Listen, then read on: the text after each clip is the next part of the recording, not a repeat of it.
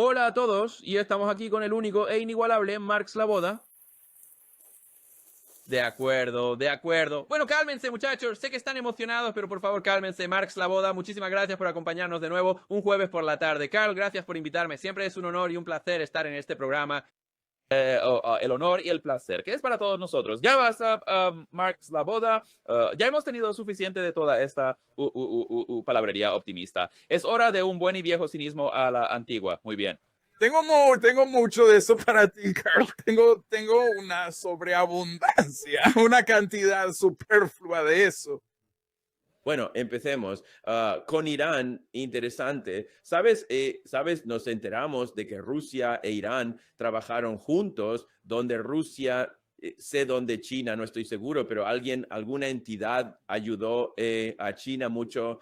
Quiero decir, Rusia muy rápidamente Irán. Sí, claro derribaría que sí, el lo entiendo Starlink. perfectamente. Leí recientemente que China está proporcionando Rusia y China, no sé, lo que sea, están proporcionando mucha inteligencia interna para ayudar a desmantelar, ya sabes, células dentro de Irán. Hay barcos chinos de inteligencia flotando por todo el mundo. Me parece que es como un enfrentamiento en el Medio Oriente. Mark, ¿tú qué piensas? Así que tras la breve, digamos, guerra de 12 días del pasado junio, yo afirmé en los días posteriores que la ayuda que Irán más necesitaba de Rusia y China era, en primer lugar, contrainteligencia y, en segundo lugar, defensa aérea. Y eso parece ser exactamente lo que Rusia y China, sí, digamos, los informes no confirmados resultan ser ciertos, ¿verdad? Porque, claro, bueno, ya sabes, no hay mucha admisión abierta de estas cosas. No es algo que se discuta con frecuencia en los medios de comunicación occidentales, los principales medios de comunicación, pero los rastreadores aéreos, como ustedes saben, han notado un número bastante significativo de vuelos procedentes tanto de Rusia como de China y también de Bielorrusia, por cierto, con destino a Irán durante el transcurso de la última semana. Sabemos que el jefe del Consejo de Seguridad Nacional iraní vino a Moscú hace solo unos días. Y no solo tuvo reuniones con sus homólogos rusos y con Putin, sino que, de nuevo, y según los informes de los medios de comunicación rusos, también se dirigió a la embajada china, la cual tiene en Moscú, y que cuenta con agregados militares chinos de muy alto rango, también adscritos a ella. Y hay toda clase de, ya sabes, historias de Telegram sin confirmar que circulan sobre Rusia y China que supuestamente están proporcionando esto y aquello. Creo que necesitamos tomar todo eso con un grano de sal, simplemente porque en la ocasión anterior también se reportó que Rusia y China estaban suministrando una cantidad considerable de equipo militar que al final resultó no ser cierto. De hecho, la situación era precisamente la contraria, que Irán, de forma explícita y con toda intención, no había solicitado ningún tipo de ayuda. Ahora bien, mi comprensión es que esa situación ha cambiado. Pero, de nuevo, eso no se traduce necesariamente en que Rusia y China envíen grandes cantidades de equipo militar por la simple... Una de las razones más sencillas para eso es algo que hemos visto en Ucrania, que tú no puedes simplemente entregarle a alguien una pieza de equipo y esperar que funcione mágicamente, ¿verdad? Necesitan meses, incluso años para aprender a utilizarlo y para poder integrarlo plenamente en sus propias fuerzas militares. Ahora bien, incluso si, digamos, durante los últimos 6 meses, Rusia ha iniciado el proceso de prestar asistencia a Irán, concebir y construir un sistema de defensa aérea y de guerra electrónica integrado, interconectado y con múltiples capas, como el que Rusia ha desarrollado y ha utilizado con tan gran y notable efecto. Pero durante los ataques con drones y misiles llevados a cabo por el régimen de Kiev y la OTAN en los últimos 4 años.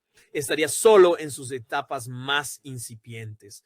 Eso es importante de entender, lo cual es probablemente una de las razones por las que hay un sentido de urgencia por parte de Estados Unidos e Israel para hacer algo. Porque si esperan otro año o dos, bueno, ese proceso se para entonces que no se vea obstaculizado. Bueno, si lo único que Rusia y China están haciendo es proporcionar ayuda de contrainteligencia, ese otro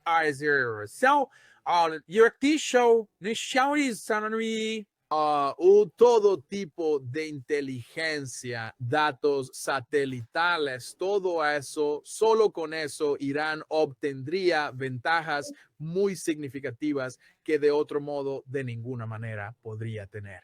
Tendrían la capacidad de atacar eficazmente bases militares de en todo el Medio Oriente.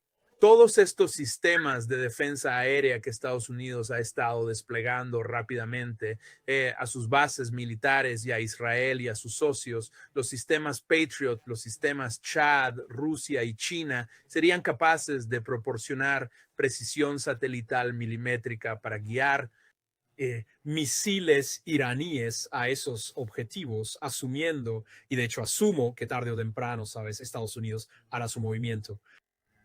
Y yo no me preocupo por esta diplomacia, es solo ruido, ¿verdad? Son los Estados Unidos ganando tiempo y haciendo ruido mientras lo hacen. Pero lo he dicho, lo he estado diciendo desde el pasado mes de junio. De hecho, antes de que Estados Unidos atacara en junio pasado, antes de que Israel y Estados Unidos lanzaran sus ataques. Y desde entonces, el verdadero talón de Aquiles de Estados Unidos en este momento, lo que realmente los está frenando, la razón por la que no se ha producido ningún ataque hasta ahora, el motivo por el que están dudando tanto es precisamente por su defensa aérea. Debido a la ineficacia de la defensa aérea de Estados Unidos y de Israel, tanto por la ineficacia inherente a sus propios sistemas como el Patriot, el Chad, el Boomerang de David y todas estas otras cosas. Pero lo que es más importante aún, también por la escasez de interceptores de defensa aérea disponibles para ellos. Y este tema ha vuelto a surgir en los últimos días en los principales medios de comunicación. El Wall Street Journal ha dedicado un reportaje a este asunto, señalando de manera muy específica que esa es precisamente la razón por la cual Estados Unidos no ha llevado a cabo ningún ataque hasta el momento, lo que, como bien sabes, viene a confirmar esta situación. También un muy buen artículo en Responsible Statescraft que habla sobre los problemas que Estados Unidos está teniendo con su producción de interceptores de defensa aérea y por qué no ha podido reconstruir sus existencias, ¿verdad? Primero es su baja tasa de producción y segundo, porque todavía están transfiriendo misiles Patriot a Ucrania bajo los contratos de la era Biden, ¿verdad?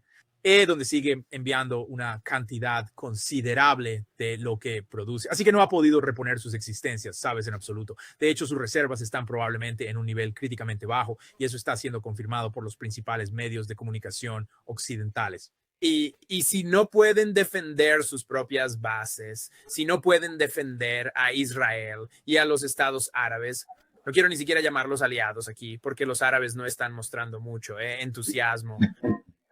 Son completamente lo contrario. Pero si Estados Unidos tiene una base militar en tu país y van a lanzar un ataque contra Irán, lo máximo que realmente puedes hacer al respecto, ¿sabes? Si eres Qatar o alguien así, es simplemente quejarte un poco, ¿sabes? Quiero decir, eso es ¿sabes? Realmente no tienes una opción en ese sentido. Pero a menos que Estados Unidos e Israel tengan buenos planes para un ataque de decapitación que elimine el liderazgo político y militar iraní a un nivel de éxito mucho más elevado del que lograron alcanzar en el año 2025 o durante la insurgencia de la CIA Masada en los meses de diciembre y enero, o a menos que dispongan de algún programa semilla verdaderamente milagroso que les permita rastrear y eliminar los lanzadores móviles de misiles de Irán por todo su país, lo cual no creo que ninguna de esas cosas sea cierta. Entonces, cualquier ataque de a Irán muy rápidamente volverá al patrón de 2025. Se convertirá en una guerra de ataques de largo alcance y desgaste. y Irán tiene más misiles y puede producir misiles más rápido y más barato. ¿Por qué? Porque los misiles ofensivos son por su propia naturaleza más veloces y económicos, y es mucho más sencillo impactar un objetivo en otro país que emplear la defensa aérea para derribar un blanco pequeño que se mueve en el cielo con uno de tus propios misiles. Es difícil, ¿no? Es difícil. Eso es lo que la defensa aérea, la defensa de misiles, la defensa aérea de misiles, las estoy usando, ¿sabes? En el sentido conjunto. Es realmente muy difícil y es bastante caro. Y francamente, ¿sabes? La defensa aérea de Estados Unidos e Israel no es lo que es la defensa aérea rusa, como el estándar que tenemos ahora mismo. Entonces, es una especie de, es una limitación geopolítica bastante dura. Trump dijo hace un tiempo que lo único que lo frena, lo único que lo limita es su propio sentido común, es decir, la falta de moralidad. Y en aquel momento dije, bueno, sabes, las otras cosas que lo están limitando son Rusia y China. Pero incluso más allá de eso, lo que realmente está limitando a los Estados Unidos es su debilidad relativa y las bajas tasas de producción en sistemas de defensa aérea y en interceptores de defensa aérea. Limita sus opciones geopolíticas frente a cualquier nación que sea capaz de contraatacar mediante ataques de largo alcance como Rusia, China e Irán. Incluso podrías, para propósitos comparativos, incluir a los hutíes en esa categoría, porque sencillamente lo que ellos pueden bombardear en lo que respecta a los hutíes no compensa el fuego de respuesta que recibirían y por eso se retiraron del Mar Rojo. Pero quiero decir, no es una lista muy larga de países que en este momento puedan contraatacar de esa manera. Y un país que ciertamente no podía contraatacar así era Venezuela. Esa fue la fruta madura. Por eso Venezuela fue la primera en ser atacada, porque no podían defenderse. Irán no es Venezuela, ni internamente, ¿verdad? Ni militarmente, y más, quizás lo más importante, geográficamente, porque están al otro lado del, ¿sabes? No en Occidente, atrapados en el hemisferio occidental, como lo está Venezuela. Se encuentran en el otro extremo del mundo, ya sabes, de cualquier manera que lo veas, desde los Estados Unidos. Y es un país grande, con un terreno bastante difícil. Así que todo esto nos lleva a considerar, creo yo, un argumento defensivo sumamente sólido y contundente para Irán, en el caso de que Estados Unidos decida, de hecho, llevar a cabo y lanzar estos ataques militares. Y se nos dice en las últimas 24 horas que Trump está al menos considerando enviar lo que sería un segundo grupo de portaaviones necesario, el grupo de portaaviones George W. Bush, lo cual sería una elección de nombre absolutamente irónica para esto, por supuesto. Pero él tiene algunos problemas con eso, no está del todo listo. No está listo para el combate, no ha tenido suficiente tiempo para recuperarse. Y lo que realmente estamos viendo aquí entre o sea, si quieres llamarlo una armada, pero la flota que Estados Unidos tiene apostada frente a las costas de Venezuela y Cuba, ¿sabes? Sigue manteniendo un bloqueo efectivo de ambos países en esa zona. Los activos navales y aéreos estadounidenses, entre eso, una cantidad requerida también en el Pacífico, están muy exigidos, están realmente muy al límite, ¿verdad? Estamos viendo aquí la definición militar de sobreextensión imperial, donde a Estados Unidos se le están acabando los grupos de portaaviones para, ¿sabes?, llevar a cabo la mitad de la capacidad de ataque ofensivo que quiere tener para una campaña de ataque de largo alcance, ¿verdad? Nadie está hablando de invadir Irán, ¿no? Eso es una tontería. Contra Irán, pero de nuevo pueden enviar otro grupo de portaaviones, pero eso no va a solucionar en absoluto el problema de la defensa aérea, ¿verdad? Es decir, eso no va a resolver ese problema. Así que eso se mantiene. E Irán tiene capacidades defensivas muy significativas, ¿verdad? Misiles antibuque para atacar a esos portaaviones, si es que siquiera Por supuesto, no los acercarán a ningún sitio, ¿verdad? Estados Unidos no es estúpido en ese aspecto, pero sí, eso por sí solo proporciona una disuasión, una profundidad estratégica a Irán, donde los portaaviones solo pueden acercarse hasta cierto punto sin arriesgarse a ser alcanzados. Además, sabes, Irán tiene la opción nuclear su opción nuclear de cerrar el estrecho de Hormuz, a lo que EEUU le teme, ¿verdad? Sabes, hemos oído eso repetidamente en la prensa. Solo tienen que empezar a sembrar minas marinas. Y un tercio del comercio mundial de petróleo está embotellado justo ahí, ¿verdad? Los precios del petróleo y el gas se disparan inmediatamente. Irán adopta la política. Bueno, si nos impiden, ya saben, llevar a cabo nuestro comercio de petróleo y gas, entonces lo mismo.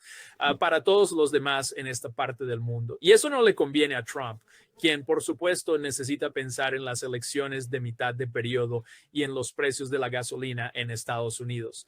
Es algo, ¿sabes? Lo que para el resto del mundo, ¿verdad? Ya sabes, para países como Rusia, China, ya sabes, este tipo de cosas, no forma parte de su cálculo habitual.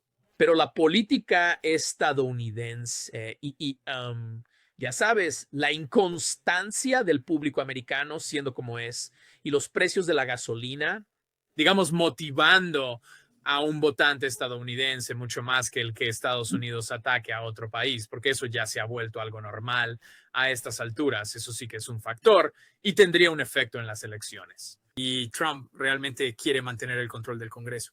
Pues mucha suerte con eso. Así es.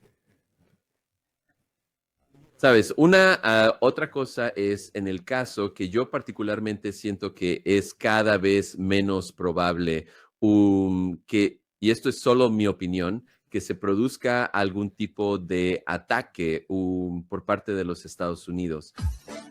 Vemos aquí lo que creo que es un barco chino de algún tipo en la zona de Oriente Medio y parece ser algún tipo de, ya sabes, dispositivo de señalización y que podría, ya sabes, esa es la otra parte, ya sabes, la inteligencia. Ellos pueden interceptar todo tipo de cosas que claramente tendrían un radar de largo alcance. Es decir, sabes, un radar implacable conectado a todo tipo de satélites. Así que tan pronto como Estados Unidos disparara algo o despegara, sabes, un montón de aviones hacia Irán, cualquier cosa, los chinos o los rusos podrían notificarles inmediatamente que algo había sido lanzado. Así que parece que en el caso de que haya algún tipo de situación desarrollándose, lo que hace que esto sea peligroso, por eso lo llamé un enfrentamiento, hay embarcaciones rusas y chinas en la zona que probablemente, aunque solo sea por inteligencia, estarían involucradas en el conflicto. Sí, quiero decir, yo diría que solo Sí, inteligencia es lo que digo, sí. por ahora. Quiero decir, sí, se supone que habrá ejercicios navales iraníes, rusos y chinos, ejercicios navales conjuntos aquí en un futuro cercano, no en el Golfo Pérsico, sino en el cercano Océano Índico.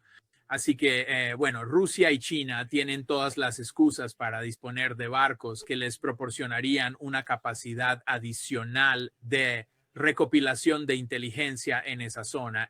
Y sí, yo mismo vi ese precioso barco chino allí con todas las ventajas en términos de inteligencia que podría ofrecer a Irán.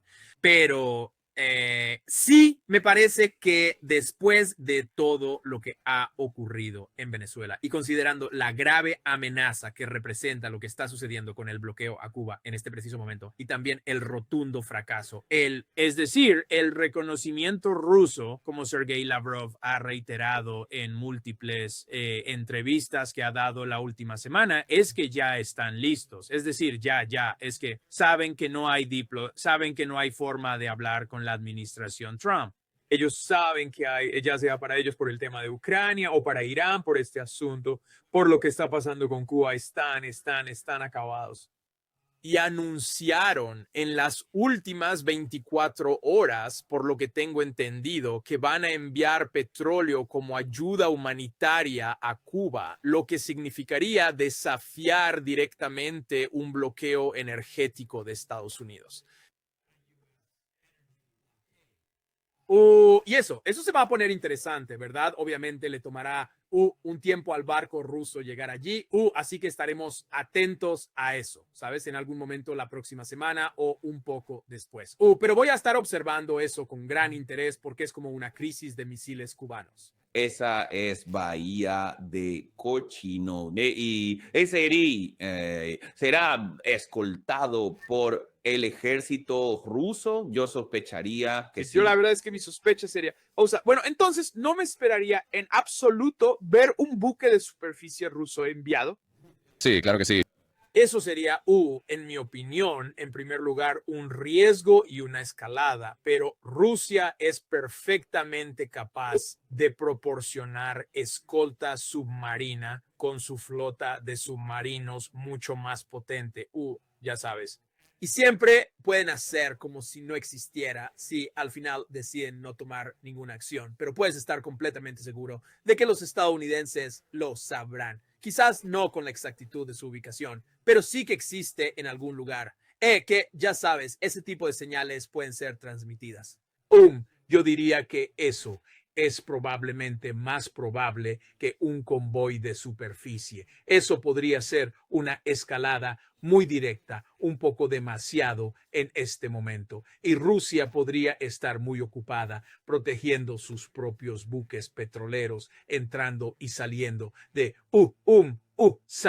San Petersburgo o el Mar Negro. Sabes, ellos podrían necesitar para eso, la forma en que los países europeos han estado deteniendo y reteniendo, entre comillas, la flota en la sombra, es decir, buques mercantes que realizan comercio marítimo, que no controlan a través de seguros o lo que sea.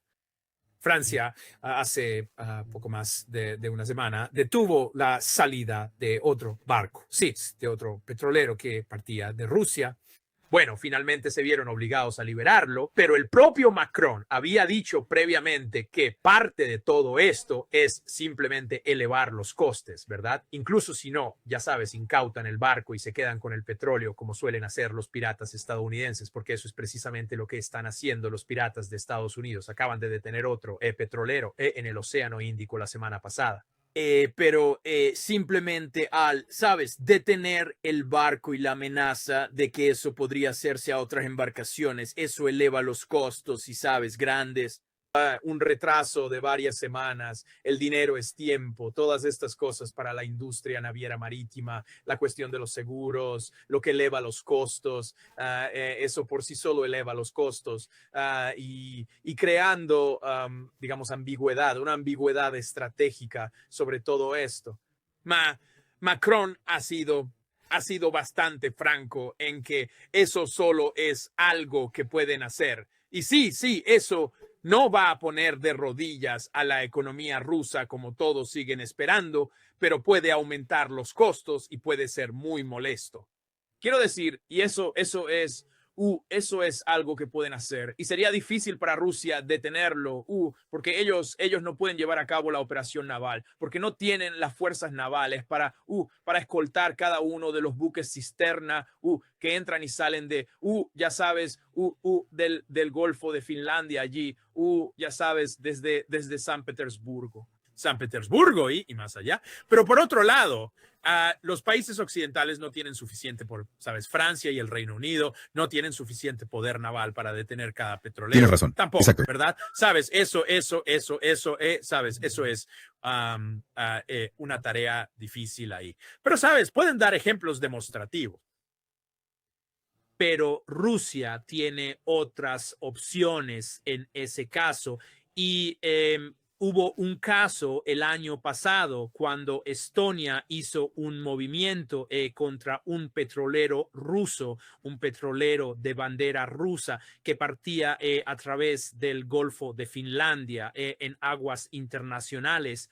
Rusia rápidamente movilizó sus aviones y se retiraron ante, ya sabes, la poderosa Marina Estonia con sus dos únicas patrulleras y lo que sea.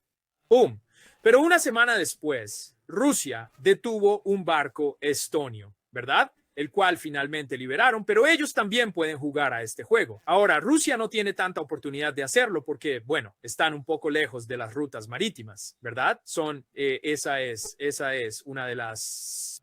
sabes, Rusia tiene una enorme profundidad estratégica, geopolítica, sabes, en Eurasia, pero por otro lado tienen limitaciones marítimas, tanto, sabes, con su acceso a los puertos, ¿verdad? En el norte está congelado la mayor parte del año. Sabes, luego está el Mar Negro, que es bastante problemático debido a Turquía, un país de la OTAN, los Dardanelos y, bueno, todo lo demás. Y luego tienes el lejano Pacífico Norte, que es simplemente, sabes, el culo del mundo allá arriba para, sabes, los propósitos geopolíticos de esto, sabes, de lo que estamos hablando en este momento. Así que Rusia no tendría tanta oportunidad de detener un barco francés, un barco con bandera francesa. En ese caso, ya sabes, si Macron continúa con este tipo de acciones. Pero ellos sí tienen opciones y, bueno, todos son aliados. Así que, ya sabes, si atacas un barco báltico en lugar de uno francés, pues recibes tus golpes donde te sea posible. Sí, exactamente. Permítame preguntarle esto.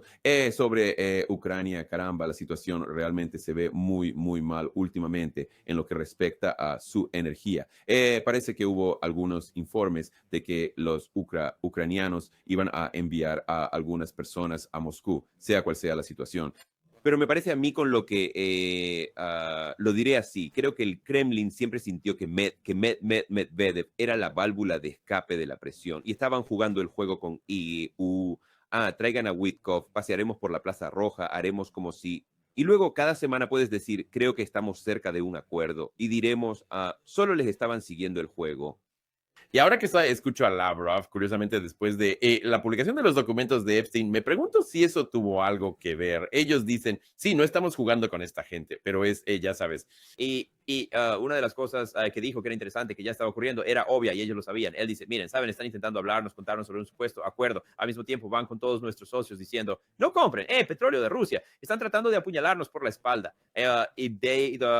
Sabemos quiénes son estas personas, que se jodan, ¿verdad? Esa es su postura. Mientras tanto, ellos dicen, olvídalo, estamos cansados de andar con rodeos con ellos, en primer lugar. Aún así, son muy responsables. Seguirán hablando por canales militares y harán lo que deben hacer. Quiero decir, sí, van a tener expectativas diferentes. Quiero decir, Rusia tiene una política exterior muy pragmática y realista. Ignorar a Estados Unidos no va a hacer que desaparezca, ¿verdad? Quiero decir, Rusia no va a dejar de hablar con los americanos, ¿verdad? Van a tener simplemente expectativas muy realistas con respecto a... ¿Sabes? Yo creo que hay algo que al menos algunas personas en el Kremlin sabes, no voy a dar nombres, Putin o ese otro que quizás haya pensado seriamente que se podría lograr algo con este proceso diplomático. Algo que debo decir que nunca llegué a pensar que algo así fuera posible, pero claro, yo soy un cínico. ¿Qué esperas de mí? Pero sí parece que ahora el resto del Consejo de Seguridad Nacional ruso, Lavrov, Medvedev, sabes, como que bien, boba, ¿sabes? Putin, ¿ya terminaste? Quiero decir, podemos acordar ya que de esto no saldrá nada, ¿no? ¿Sabes? Y creo que ya estamos ahí. Pues, ¿sabes? Pudo haber habido una esperanza contra toda esperanza de que se lograra algo con esto. Ciertamente creo que tal vez algunas personas del gobierno ruso, incluso Putin, en lo de Anchorage, pudieron haber creído de repente que Estados Unidos iba, sabes, a entrar en razón allí. Pero ahora, sabes, claramente se les ha despojado de esa ilusión a estas alturas. Y para ser justos, creo que siempre ha habido algunas personas dentro de los círculos de poder del Kremlin que nunca creyeron que nada iba a ser posible con esto, porque... Bueno, Estados Unidos y Trump. Si con eso no es suficiente, ¿qué más se puede esperar, no? En ¿cuál es la situación? Ahora sé que el panorama era un poco desolador para Ucrania energéticamente. Había oído que los rusos en las últimas 48 horas, creo, se hablaba de que se estaban preparando para otro gran ataque, pero parece que cada 2-3 días es como, vaya, usaron 60 misiles balísticos y 400 drones esta vez. Van ganando por 5. ¿Sabes qué está pasando con todo este asunto de la energía de Ucrania, la escasez de la Sí, misma? eso. ¿Y cuáles son tus opiniones sobre cómo eso va a afectar las cosas o cómo las está afectando ya? Yo creo que en efecto eso es, de nuevo, yo pienso que esta campaña de huelga energética en última instancia tiene. No estoy afirmando que esto vaya a provocarlo, pero sí tiene una probabilidad mucho mayor de poner fin a este conflicto más pronto que tarde, que todo el proceso de desgaste y agotamiento, por muy efectivo que este pueda ser. ¿Sabes? Su velocidad no es su prioridad, digamos, en la línea de contacto de terminar esto militarmente de esa manera, desgastando al ejército ucraniano, ¿sabes? Al ejército ucraniano armado por la OTAN, lo cual todo de alguna manera fluye junto en algún momento y tiene un efecto el uno sobre el otro. Pero el régimen de Kevin ha estado esperando prácticamente durante la última semana un gran, enorme y definitivo golpe mortal, un ataque tremendo. Y en su lugar, lo que hemos presenciado ha sido sencillamente una serie de ataques de gran envergadura, pero quizás no en la magnitud o el alcance que el régimen de Kiev estaba anunciando que ocurriría. Pero Rusia sigue asegurándose de que las centrales eléctricas y térmicas del régimen de Kiev, especialmente en los alrededores de Kiev, no solo queden fuera de servicio, sino que permanezcan así, ¿verdad? Están bombardeando los estos son, de nuevo, complejos muy grandes. Un solo ataque no lo va a solucionar por completo. Pero tuvimos al ministro de Energía del régimen de Kiev, que justo en los últimos días salió en la televisión ucraniana y dijo, nos hemos quedado sin piezas de repuesto. Nosotros no tenemos ninguna capacidad de reparación para el sistema energético en absoluto en este momento, ¿verdad? Su sistema energético todavía fue construido por la Unión Soviética, ¿verdad? Son componentes de origen soviético o ruso. Pues mira, los componentes eléctricos de origen occidental, ya sabes, no pueden ser fácilmente integrados en el sistema y, sabes, servir como piezas de repuesto. Tan redundante y fuerte como era ese sistema. Y digo era porque ya no lo es. Ahora se ha deteriorado. Recuerden, fue hace solo un par de años, en el transcurso de este conflicto, que Ucrania todavía exportaba el exceso de electricidad a Europa, ¿verdad? Guys, no fue hace tanto tiempo.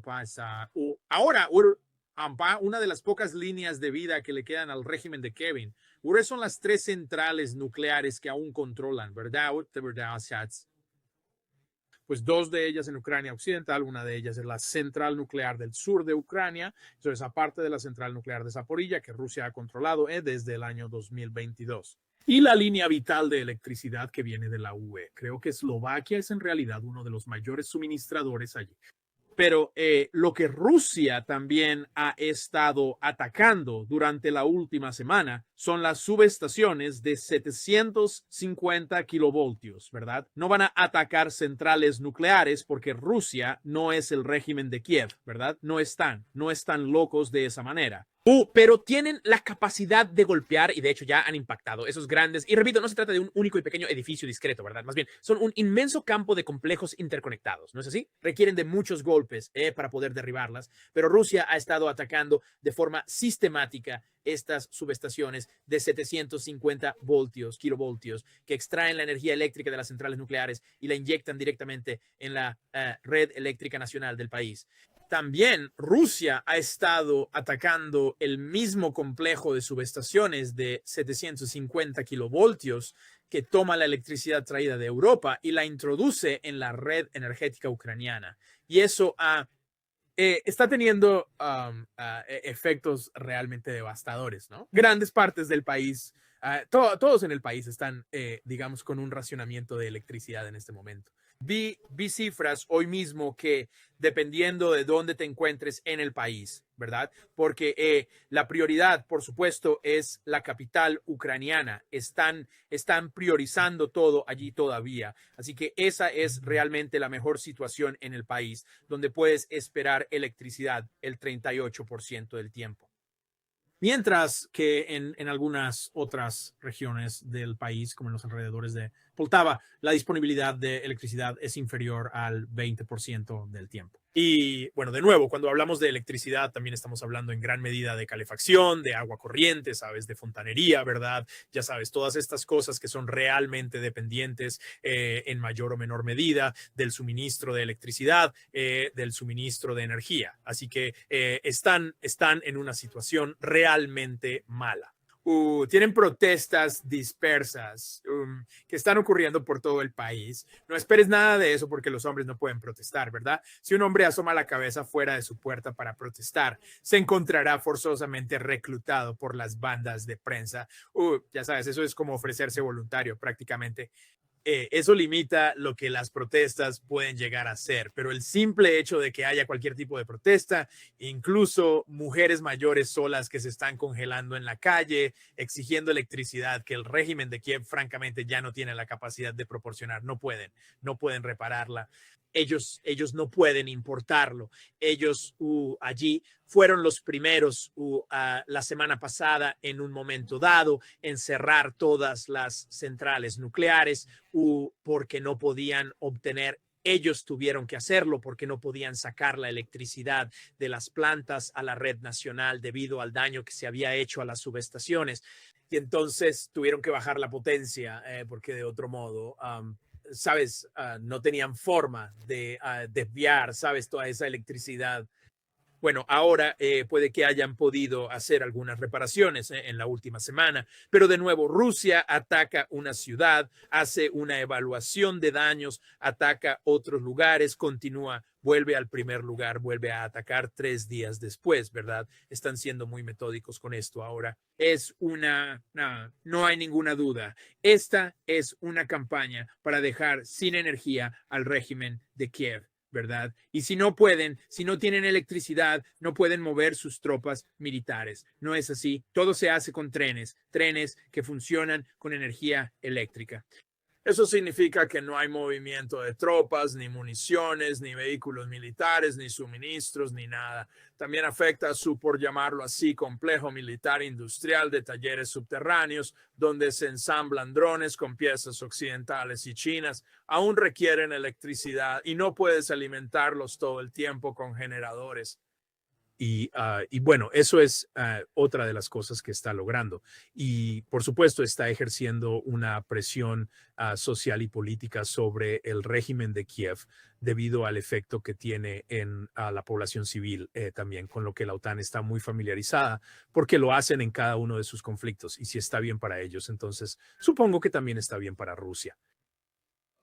Solo tenemos un problema, Mark, y yo, vas a tener que aclarar esto. ¿Cómo demonios va a ganar Rusia si sus tropas se ven obligadas a cocinar palomas en el frente para no morir de hambre? Las fuerzas rusas, según informes que llegan de la zona de conflicto, han recurrido a cocinar palomas en el campo de batalla para combatir el hambre. Es mucho peor que eso. Se vieron obligados a matar a esas palomas con palas porque no les quedó más remedio. Oh, Dios mío, ¿verdad? Pause. Mira, ahí también hay palomas. Pause. Bueno, la verdad admito que eso no parece apetitoso. Bueno, las tropas rusas no, quiero decir, la propaganda occidental es de verdad. O sea, a veces ese es el colmo. Sí lo vi y un poner los ojos en blanco. Se estaban comiendo entre ellos. La última vez, la anterior, decía que tuvieron que recurrir al canibalismo y comerse entre ellos, lo cual fue una afirmación interesante a la luz de lo que ha salido de los archivos de Epstein. No creo que fueran los rusos los que se estaban comiendo entre ellos. Sí, ya veo, alguien se está comiendo a alguien, pero son los rusos, ¿verdad? ¿Verdad? Sí, es realmente asombroso. Recuerdo que en 2022 había historias sobre los rusos se están quedando sin raciones militares, Mike. Y yo digo, sí, ¿de qué estás hablando? Quiero decir. Y, bueno, por cierto, en lo que respecta a las raciones militares, ¿verdad? No puedo decir que sea un gran conocedor, ¿verdad? He probado algunas en mi vida, como estoy seguro que tú también lo has hecho, pero Claro, he visto varios de estos programas en línea, en YouTube, los puedes encontrar fácilmente, que comparan las raciones de combate de diferentes países de todo el mundo.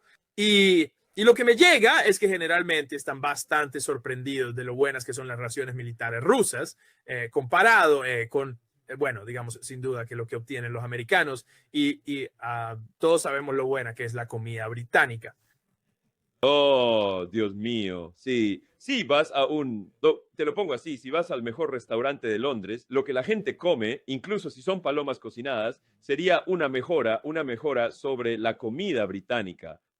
Créanme en esto, gente, ¿de acuerdo? He estado dispuesto a lo largo de todo este conflicto y antes a señalar las deficiencias donde las veo en el lado ruso. ¿Saben? Eso hasta el punto de que ha incomodado a cierta gente. Esta no es una de ellas. Los rusos no se están quedando las tropas rusas no se están quedando sin comida y no se están quedando sin palomas. Ahora hay casos aislados en el campo de batalla debido a la naturaleza del conflicto para ambos bandos. Ese pequeño grupo de unidades de infiltración, aquellos separados de su línea principal de contacto, deben ser abastecidos, ya sea rebuscando lo que puedan de la zona local, forrajeando y mediante entregas con drones. Ajá. Esto es parte del conflicto con el que ambas partes tienen que lidiar. Y ambos lados, ¿verdad? De nuevo, debido a la propia naturaleza de la guerra moderna con drones y a los problemas que presenta la vigilancia con drones y satélites y todo lo demás, eso ha llevado a que ambas partes estén utilizando principalmente tácticas de infiltración en la línea de contacto. Y esto en un grado muy, muy elevado. Yo cubrí esto en uno de mis videos de Infocus hace ya algunos meses. A menudo uno se sorprendería del número relativamente pequeño de tropas que realmente se involucran, digamos, en combates directos entre sí en las líneas del frente, ¿verdad? Ambos ejércitos tienen una estructura muy pesada en la retaguardia, ¿verdad? Y también, por supuesto, con una presencia muy fuerte de drones en este momento. Así que podría haber casos muy aislados donde pequeñas unidades individuales de 2, 3 o 5 soldados se encuentren realmente muy apuradas por la falta de agua, de comida o de cigarrillos, que como bien sabes es una necesidad militar para muchísimas personas, ¿verdad? Municiones, ¿verdad? Y eso, como están aislados de sus tropas por cómo funcionan estas tácticas de infiltración, ahora tienen que intentar abastecerlos con drones. Esto está pasando en ambos lados, ¿verdad? Escuché de un soldado ruso que quedó atrapado tras las líneas enemigas y se ocultó bajo un tanque por como 3 semanas. Él resultó herido debajo de ese tanque, ¿sabes? Sacando agua de una lata, ¿sabes? Todas esas cosas ridículas de supervivencia que escuchas. Sí, y luego eso, ¿sabes? Podría haber un tipo en particular que agarró una paloma herida de debajo de un tanque para aguantar unos días más. Quizás eso es lo que están intentando exagerar hasta proporciones ridículas por su propaganda. Ninguno de los dos bandos, ¿verdad?, tiene grandes cantidades de tropas que estén pasando hambre. Puede que no sea la mejor comida, ¿verdad? Particularmente del lado ucraniano. Están un poco más, digamos, con provisiones más limitadas que los rusos en general en este momento. Pero ninguno de los dos bandos tiene un número significativo de tropas, de nuevo, excepto en estas situaciones más extremas. Y esos son números muy pequeños que van sin suministros. Es solo que los medios occidentales son el círculo vicioso de propaganda que son. Algo que quería preguntarte. No mucha gente está hablando de esto, pero creo que esto es muy importante. Sabes, la relación ruso-india, sabes, lo cual es interesante porque cada vez que te das la vuelta en Occidente pretenden como si los indios hubieran abandonado a los rusos y los odiaran y nunca más les hablarán y están trabajando con nosotros y nunca más comprarán petróleo ruso. Y los indios dicen, ¿qué demonios? ¿Qué hicimos? Y no recuerdo haber dicho eso, en verdad, pero Trump o alguien lo anuncia. Yo sé que los indios y los rusos tienen un par de diferentes... están hablando de construir Su-57 y Checkmates y cosas. De hecho, tienen un proyecto para trabajar en aviones de pasajeros, así que tienen algunas cosas en marcha. Pero cada vez que te das la vuelta en Occidente los indios no van a comprar más petróleo ruso. Y luego los rusos dicen, bueno, no hemos oído nada de eso de los indios. Y los indios dicen, bueno, en realidad no dijimos nada de eso. ¿Qué pasa con ese asunto a 3 bandas sobre la compra de petróleo ruso por India? Soy Mark.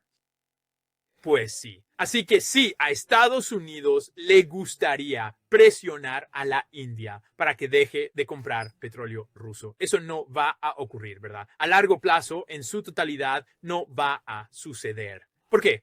Porque los flujos de energía globales se vieron forzados a tomar nuevas rutas, ¿verdad? Una nueva distribución, porque los europeos dejaron de recibir petróleo ruso. Todavía están recibiendo algo, por supuesto, pero eso se reducirá a nada en los próximos 2 años. Ya se ha reducido a, digamos, un 10% de lo que solía ser, ¿no es así? Así que una vez más hay un bien limitado en todo el mundo y tiene que estar yendo a algún lugar. India estaba acaparando una gran parte de ello y luego revendiendo mucho a Europa, ya sabes, siendo lavado a través de India y ya sabes, este juego para que los europeos se vean obligados a pagar un precio desorbitado por el simple hecho de pretender que no están consumiendo petróleo o moléculas de gas rusas, ya sabes, la completa estupidez de toda esta situación, el suicidio económico que todo esto ha generado. Los indios, sabes, están en una...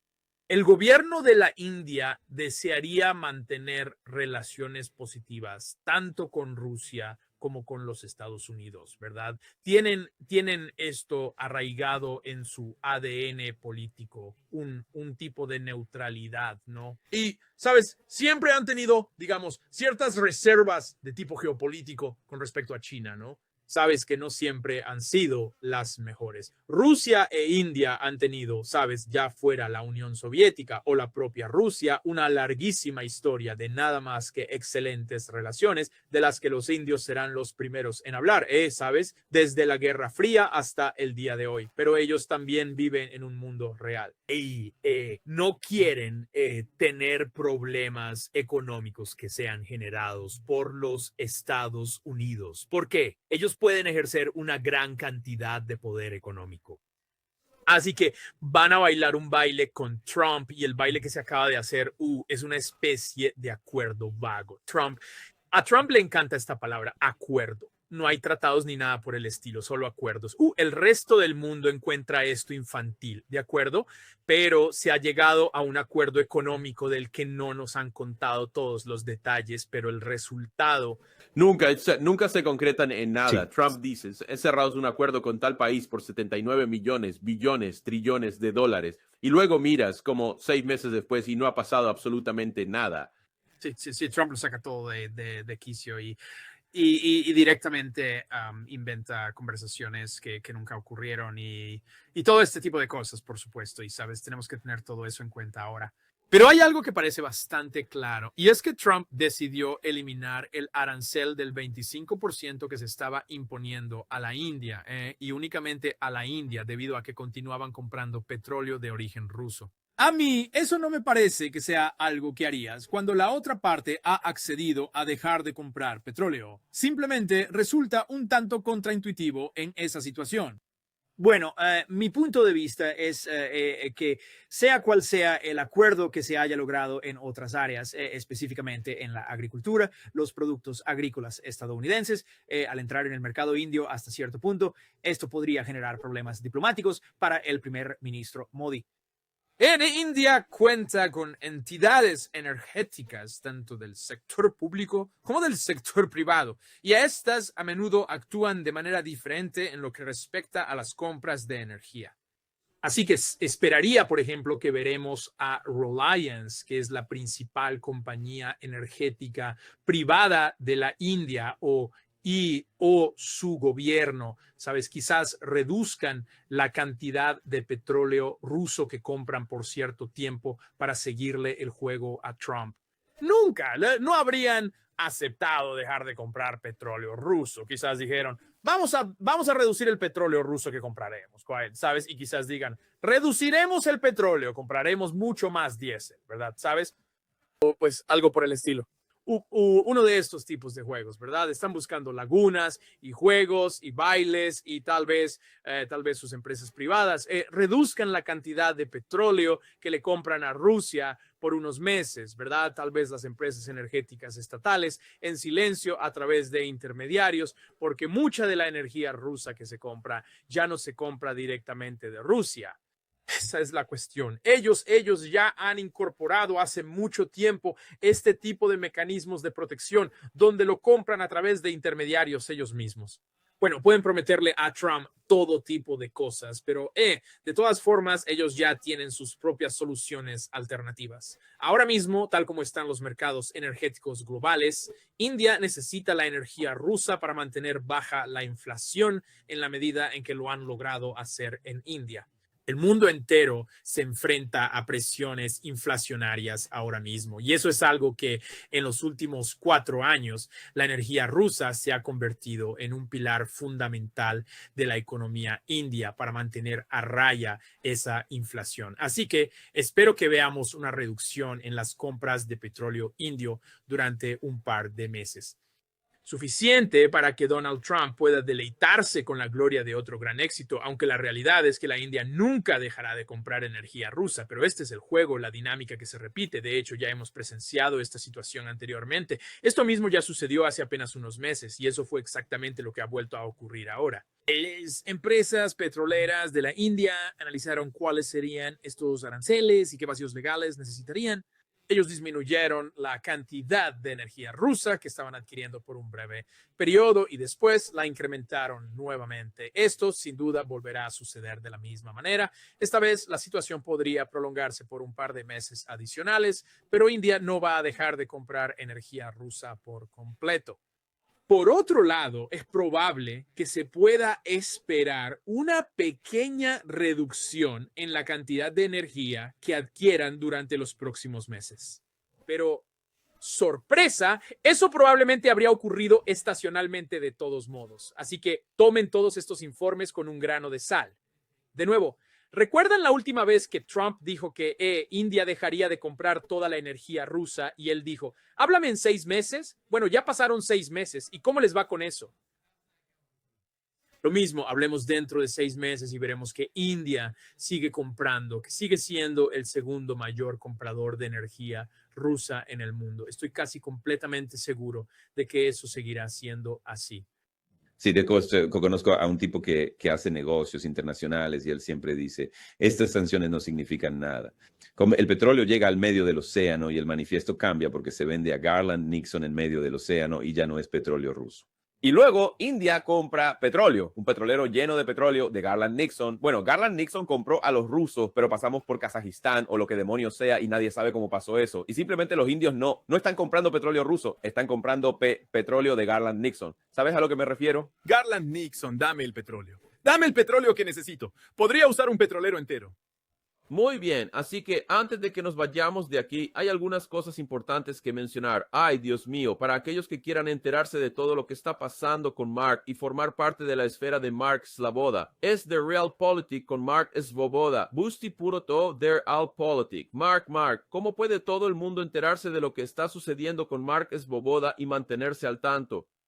Sí, entonces soy un ciudadano ruso que vive en Rusia, lo que significa que estoy bajo sanciones de sus encantadores gobiernos occidentales, lo que significa que las rutas normales de monetización, YouTube, Substack, Buy Me a Coffee, Patreon, ninguna de ellas funciona para mí, ¿verdad?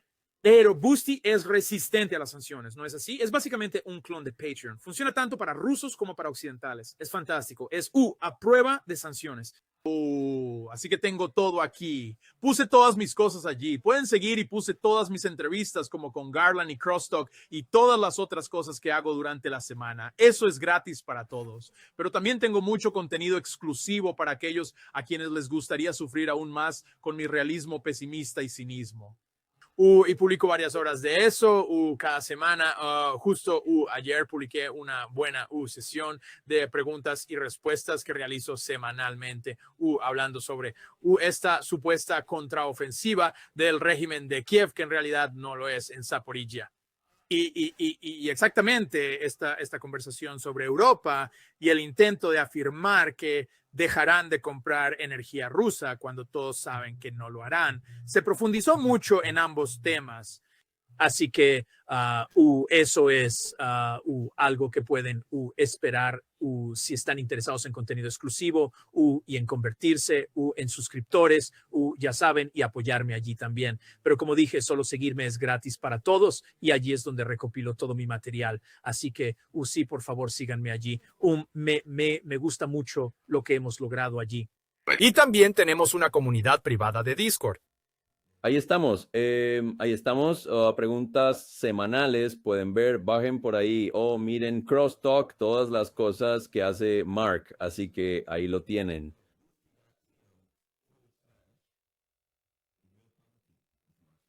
Muchas gracias, Mark, y muchas gracias a todos por acompañarnos. Ay, Dios mío, por estar aquí con nosotros. Y como todos ustedes saben, estoy planeando ir a Rusia a finales de marzo. Así que, hombre, Mark y yo tendremos que buscar la forma de probar comida georgiana, pero de todos modos, para aquellos que no puedan permitírselo, cualquiera que pueda ayudar a apoyar el viaje es muy, muy importante. Esta vez llevaré mi cámara de video conmigo y grabaré mucho material para subirlo cuando regrese. Así que muchas gracias a todos. Patreon, Buy Me a Coffee, PayPal, todo ese tipo de cosas. Y mi apartado postal, por supuesto, al final. Compartan esto en todas sus redes sociales. Estamos